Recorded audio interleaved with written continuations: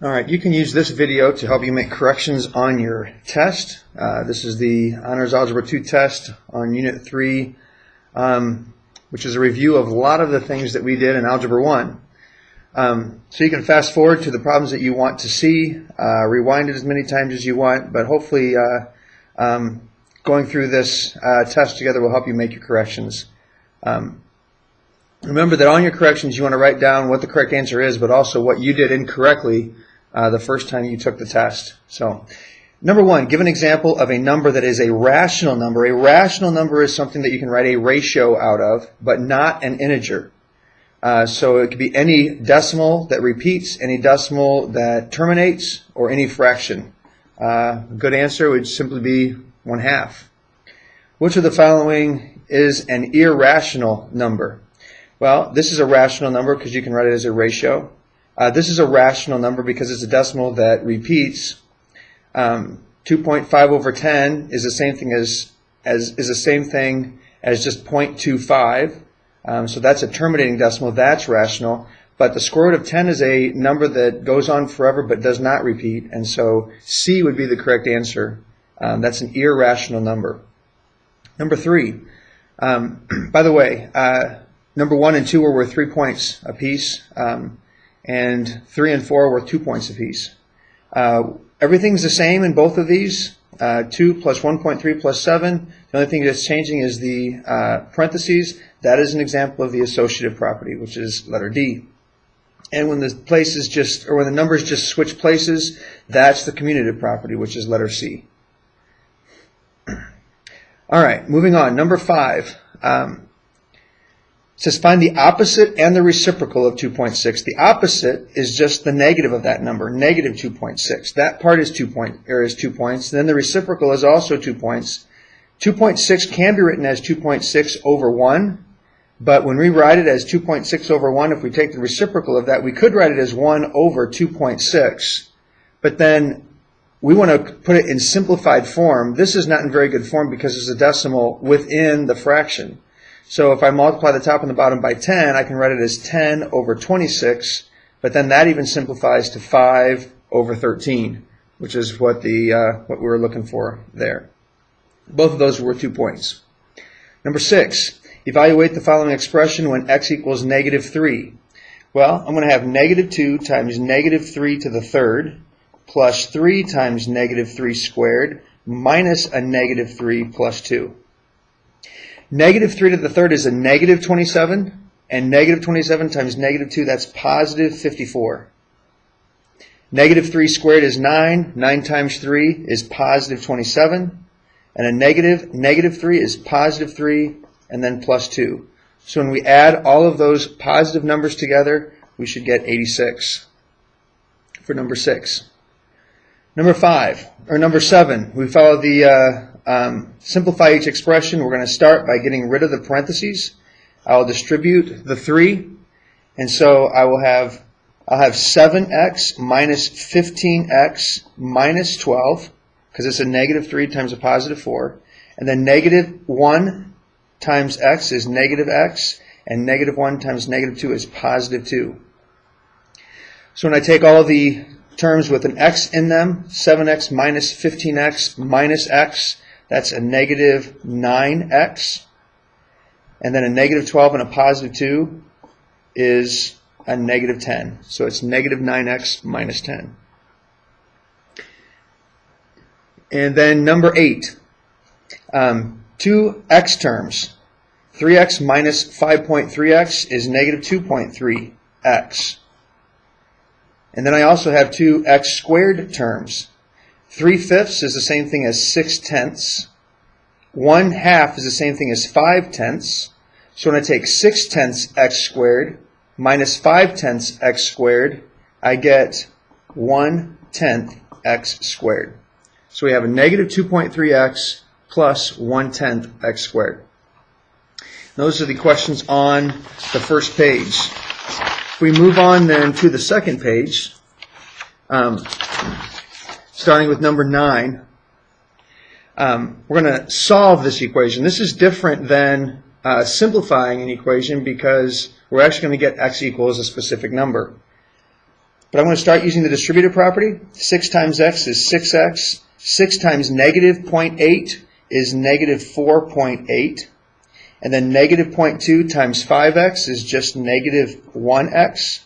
And negative 0.2 times negative 4 is a positive 0.8. And that equals 3. So I'm going to combine my like terms then. 6x minus x is 5x. Negative 4.8 plus 0.8 is negative 4 equals 3. If I add 4 to both sides, I'll get 5x equals 7. And if I divide by 5, x equals 7/5. And a lot of people put down 1.4, which is the same thing. So a lot of us struggled on the next problem. So what I want to do is help you with this. That we have to solve for x, but that means there's two x's. We need to get the x's on the same side of the equation. So I'm going to start by getting rid of the parentheses. I will distribute the a. I'm going to have a times b times x plus 7a equals cx plus 10. Now I'm going to do several things in one step here. I have two terms with an x in it. The a times b times x I'm going to keep on the left-hand side, but then I'm going to subtract cx from both sides. So I'll have a times b times x minus cx equals, I already have the 10 on this side, but I'm going to subtract 7a to the right side as well. And the reason I did that is because now I have both x's on the same side of the equation. I can factor an x out of that side of the equation. I would have x on the outside and then ab minus c on the inside, because x times ab is abx and x times c is cx. And that equals 10 minus 7a. And then I can get x by itself by dividing both sides by ab minus c. And what I'll end up with is that x equals 10 minus 7a all over ab minus c. And the restrictions are that the denominator cannot be equal to 0. So that means that ab minus c cannot be 0. That was 5 points altogether. So number 11 is also worth 5 points. Two cars leave Denver at the same time and travel in opposite directions. So one goes one direction, the other goes in the opposite direction. But one goes 20 miles per hour faster than the other. The cars are 600 miles apart in 5 hours. So we have the distance of the first car plus the distance of the second car equals at some point 600 miles, which means the rate times the time of one car plus the rate times the time of the other car is equal to 600, because distance is rate times time. Both the times are 5 hours. Both cars left at the same time, and 5 hours later, they're 600 miles apart. So I'm going to put down 5 for both of their times. But their rates are different. If I call the rate of the first one x, the other car is going 20 miles per hour faster. So that means it's going to be x plus 20 equals 600 when I add them together. I have the rate times the time of the first car plus the rate times the time of the second car is a total of 600. And this is how we would set this one up. And then to solve it, we would have 5x plus 100 equals 600. And if I add my 5x's together, that's 10x equals, if I subtract 100 from both sides, 500. And if I divide by 10, then x equals 50. So one car was going 50 miles per hour. The other car then was going 20 miles per hour faster, which had to have been 70. Number 12. 12 is also worth 5 points. We have a rectangle. We have the width of the rectangle. And then we have that the length is 5 less than twice the width. So here's twice the width, but I want 5 less than that. So then if I add all these together, this is 2w minus 5, and this is w. The whole perimeter is going to be 2w plus 2w plus w plus w. That's 6w minus 5, and minus 5 is minus 10. And they said that the perimeter of the rectangle is 44. So then we're going to solve this equation.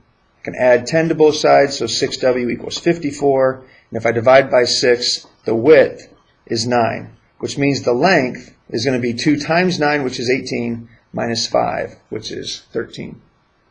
So it's a 9 by 13 rectangle. Let's move on to 13 and 14. 13 was worth 4 points and 14 was worth 3.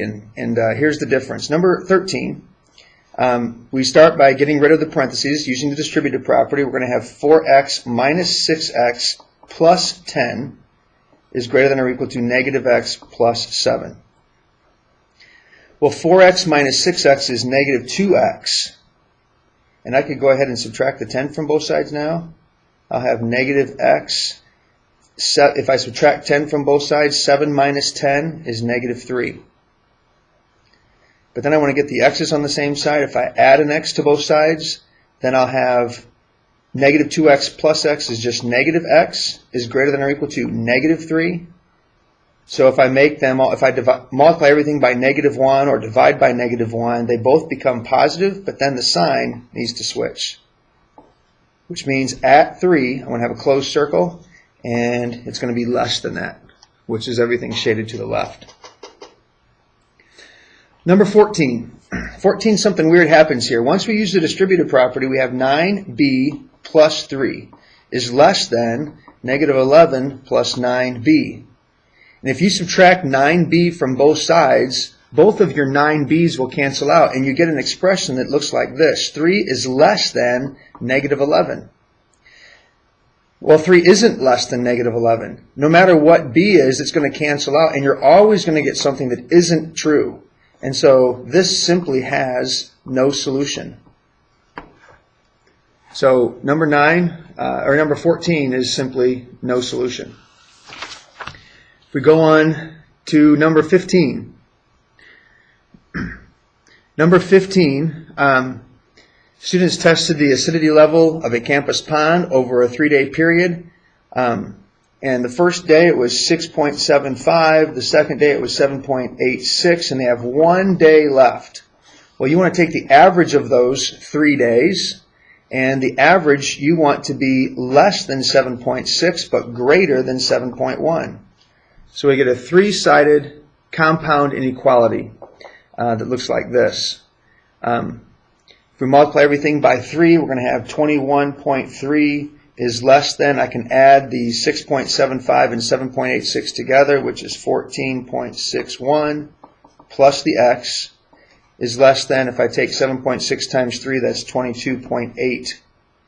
And if I subtract 14.61 from all 3 sides, I'll have 6.69 is less than just x, which is less than 8.19. And that was worth 5 points.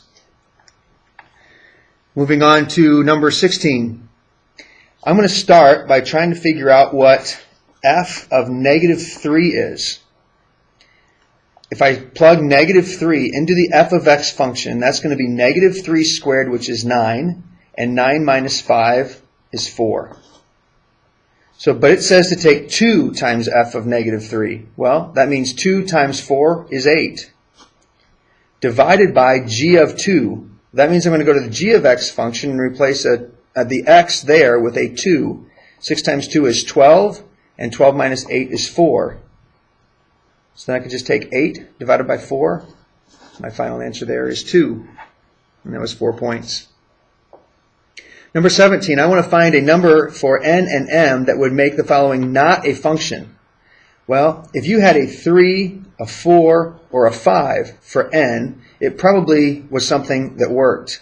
An example would be something like 3, 9, or 3, 7, because there's already a point there that's 3, 8.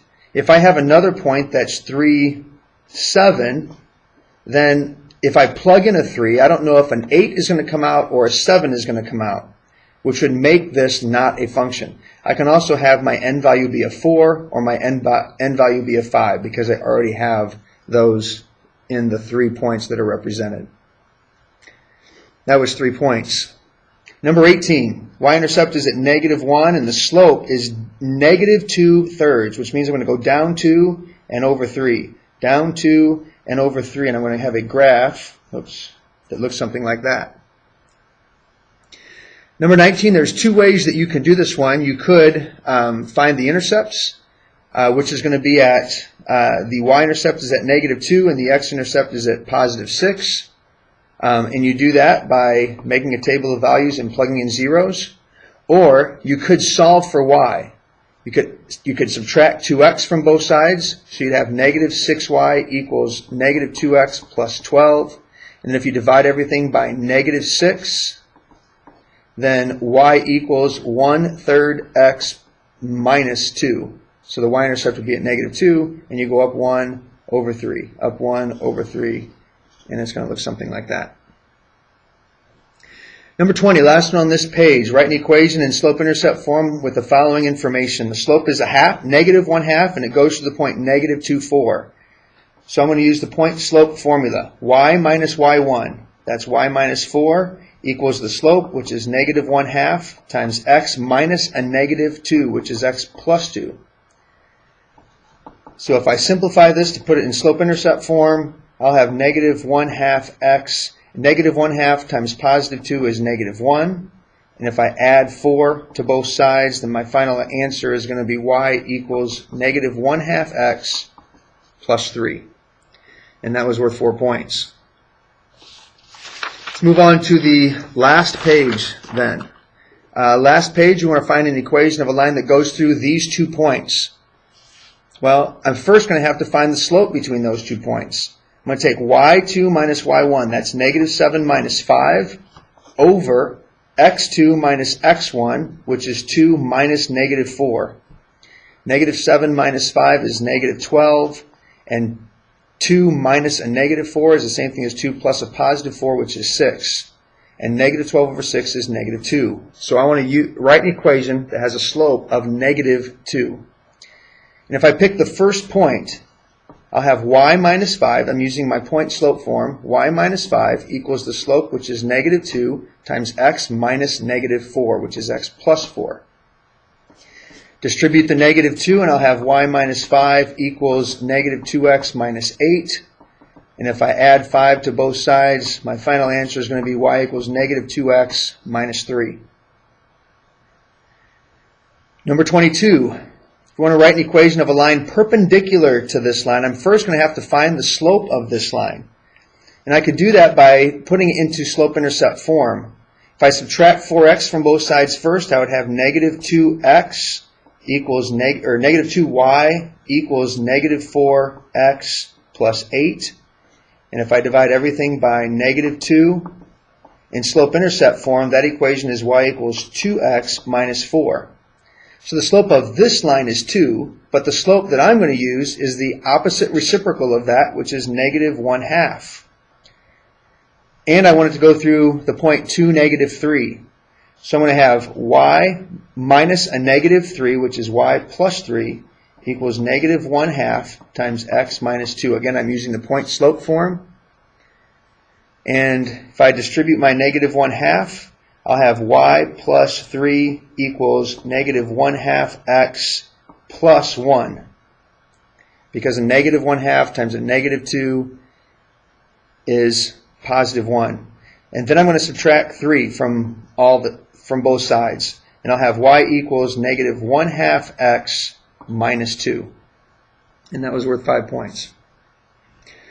Number 23.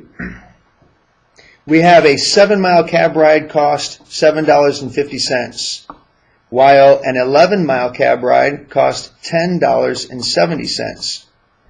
So this is very similar to number 21, except you really weren't given the points. You had to kind of pick them out from the problem. So if we first find the slope, I'm going to take 1070 minus 750, which is $3.20. Over the x2 minus x1, which is 11 minus 7, which is 4. And if you take $3.20 divided by 4, that's 0.8. That means it's 80 cents per mile. That's the slope. And then we can write an equation here. If I use the first point, it's going to be y minus the y value, which is 750, equals the slope, which is 0.8, times x minus the x value, which is 7. Then using the distributive property, we'll have 0.8x minus 5.6. And then I'm going to add 750 to both sides, and I'll get an equation that looks like this. 0.8x plus $1.90. So in other words, as soon as you sit in the cab, it costs you $1.90, and then it's 80 cents for each mile. So that means a 15-mile cab ride is going to be 15 times 0.8 plus, I think that's 12, plus $1.90 would be a total of $13.90. So that whole question is worth 6 points altogether. And then the last two questions, the graphing. The first one, the y-intercept is at -2 and the slope is 3/4. So I'm going to go up 1, 2, 3 and over 1, 2, 3, 4. And this is going to be a dotted line here because it is not equal to that, it's just greater than that. And so because it's greater than that, I'm going to shade everything above that line. And the second one is in standard form. It makes it a little bit more difficult. We could find the intercepts, or we could rewrite it in slope-intercept form. If I subtract 4x from both sides, I'll have -2y is less than or equal to -4x plus 8.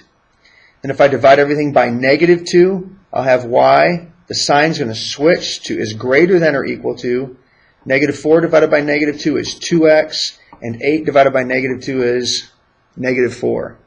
So this is going to start at -4, and the slope is up 2 and over 1.